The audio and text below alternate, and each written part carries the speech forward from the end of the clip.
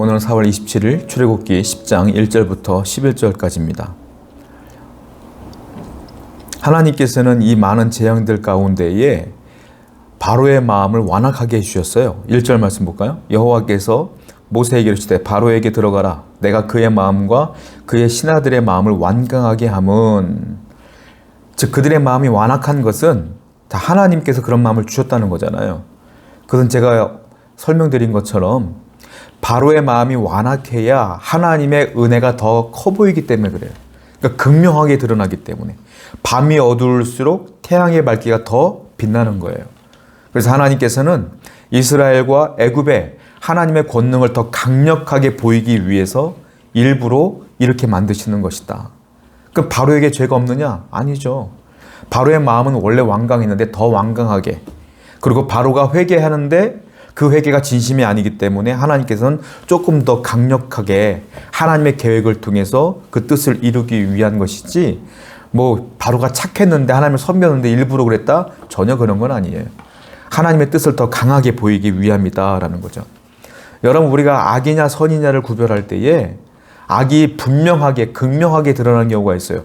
이와 같이 바로의 악이 시간이 흐를수록 극명하게 드러나지 않습니까? 바로가 이렇게 악한 사람인 줄은 모세도 몰랐을 거예요. 그런데 시간이 흐르면서 모세가 느끼기에는 저런 사람이었구나. 하나님께서 완강하게 할수록 저렇게 극명하게 저게 악이 드러나는구나. 바로가 저 정도일 줄은 몰랐는데 하고 깨달았을 거예요. 여러분, 우리가 세상을 살다 보면 악이 드러날 때가 있어요. 하나님을 섬기자는 반대편에 서 있는 사람들이 드러날 때가 있어요. 그럴 때 어떻게 될까요? 잘 구별하면 돼요. 표지판 같은 거예요. 아, 저렇게 하면 악이구나. 하나님이 싫어하는 거구나. 나는 반대로 살아야지 하고 반대로 살면 되는 거예요. 목회자들이 훈련을 받을 때 좋은 선배 목사님을 만나거나 담임 목사님을 만나거나 동료를 만나서 영향을 받는 경우도 있어요. 근데 반대 경우도 있어요. 어떤 경우냐? 악한 자들을 만나는 경우가 있어요. 그러면 목회자들은 어떻게 훈련받느냐? 아, 나는 저 목사님처럼 살면 안 되겠구나. 나는 저 친구처럼 살면 안 되겠구나. 나는 저 장로님처럼 살면 안 되겠구나. 이렇게 훈련받는 경우도 있는 거예요. 여러분도 마찬가지예요. 아무개를 만났을 때 정말로 저 사람은 하나님을 섬기는 척 하지만 악하구나 라고 하면 나는 저렇게 하면 안 되는구나 라고 깨닫고 반대로 살면 되는 거예요. 표지판이에요. 표지판. 선한 것도 표지판이요, 악한 것도 표지판이기 때문에 저와 여러분들은 표지판을 잘 따라 하나님의 뜻대로 살면 된다라는 거예요. 악하니까 4절부터 6절을 보면 하나님이 또 재앙을 주는데 이번에는 메뚜기 재앙을 주겠다는 거예요. 자, 우박에 피해를 입었던 곡물이 남아있을 거 아닙니까? 그런데 그 남아있는 것까지도 하나님이 메뚜기 떼를 보냄으로 다 먹게 하는 거예요. 나무도 먹고 집도 먹고 남아있는 곡식을 싹쓸이 하는 거예요. 지금도 아프리카 같은 데 보면은 메뚜기 떼가 등장을 하면 곡식들이 남아있진 않아요. 여러분들 유튜브라든지 보면은 놀라잖아요. 이게 메뚜기야? 하잖아요. 이때는 더 심했을 거라는 거예요. 시커멀 정도로 많은 메뚜기 떼가 애굽 전역에 덮었고 남아있는 곡식을 싸그리 다 먹었다라는 거예요. 이거는 신하들이 말했던 것처럼 애굽의 멸망을 말하는 거예요. 자, 애굽의 신하들은요, 계산을 딱 해요. 우리가 항복할 것이냐 말 것이냐 이걸 가지고 왕에게 고해야 되기 때문에 그러죠. 이들은 애굽의 비용과 편익을 다 분석했어요. 합리적으로 다 분석을 끝냈어요.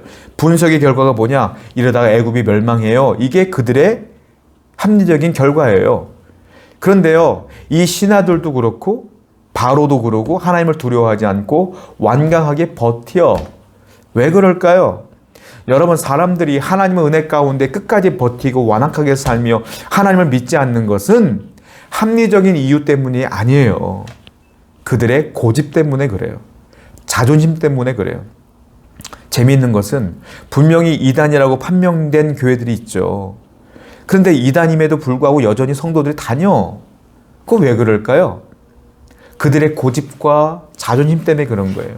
내가 이단을 인정하게 되면 내가 잘못된 교회를 섬겼다고 하는 내 자존심에 큰 상처를 입기 때문에 못 빠져나온대요. 잘못된 줄 알면서도 가는 거야. 그게 인간이에요. 하나님 앞에 자존심이 어디 있어? 하나님 앞에 합리적인 것이 뭐가 있어? 하나님이 다 맞는 것이고 성경이 맞는 것이지 내가 얼마나 머리가 좋으면 그걸 반박하려고 그래요. 그냥 죄송합니다 고백하고 하나님께 나가는 게 은혜예요. 여러분들의 고집을 버리는 것, 고집이 없는 게 은혜인 줄로 믿습니다. 바로는 하나님의 메시지를 분명히 알았어요. 그 뭐예요? 내 백성을 보내라. 이게 하나님의 처음부터 끝까지 똑같은 메시지거든요. 근데 바로는 그걸 알면서도 안 보내. 출애굽을 안 시켜. 고집불통인 거예요. 그러면서 뭐라고 회유를 하냐면 이렇게 회유를 해요. 11절을 볼까요? 너희 장정만 가서 여호와를 섬기라. 너희 장정만 가라. 어떻게 보면은 보내주는 것 같아. 그런데 여자와 노인과 아이들은 놔두고 장정만 가라. 양보해 주는 것 같고 타협안을 제시하는 거예요. 여러분, 근데 모세는 단번에 거절을 합니다. 안 됩니다. 다 가야 됩니다. 하나님의 뜻은 다 가는 거예요. 모세는 대단해요. 왕 앞에 왕이 양보를 많이 해준 거예요. 이 정도면. 그 당시에 왕의 입장에서 볼 때는. 근데 모세는 거절해. 안 됩니다. 하나님의 뜻이 아니에요. 타협안을 거절해. 여러분, 세상은 여러분들에게 수많은 회유책을 건네요. 야, 이 정도는 해줘도 괜찮지 않겠니? 이 정도는 신앙이 있어도 해줘도 되잖아.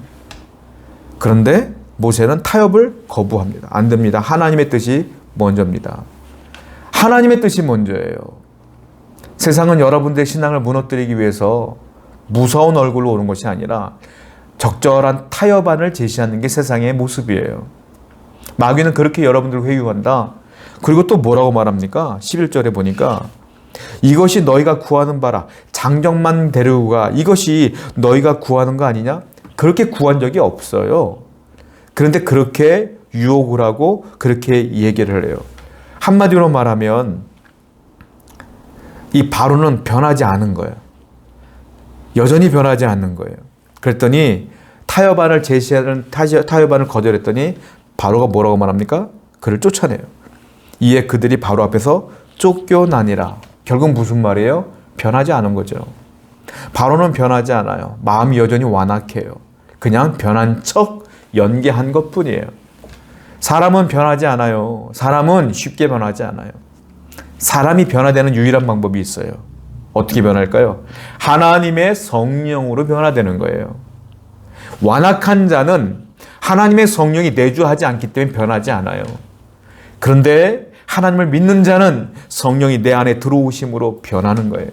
생각이 바뀌고 내 마음이 바뀌고 내가 하나님 앞에 죄인인 걸 알게 되고 그러면 회개하고 그래서 성령이 내주하지 않기 때문에 변하지 않는 것이다 라는 거예요. 여러분, 하나님은 바로와 신하들과 애굽에게 계속 기회를 주고 계시는 겁니다. 변화될 기회를. 그 기회를 바로가 발로 차버리는 거죠. 성도는 하나님의 기회가 왔을 때 잡아야 돼요.